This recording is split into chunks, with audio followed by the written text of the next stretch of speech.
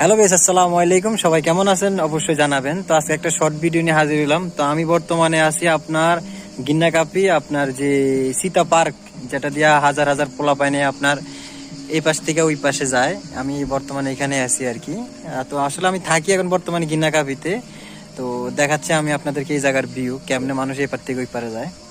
এই জায়গাটা আসলে অনেকেরই পরিচিত। এই যে আপনার যে খেলার মাঠটা আর কি, ফুটবল খেলার মাঠটা আর কি, এই মাঠটা। আর হচ্ছে এই যে আপনার সীতা পার্ক। তো এখানে আসলে ভিতরে ঢুকবো না যে কোনো কারণে। তো এই হচ্ছে সীতা পার্ক, এই সেই পার্ক।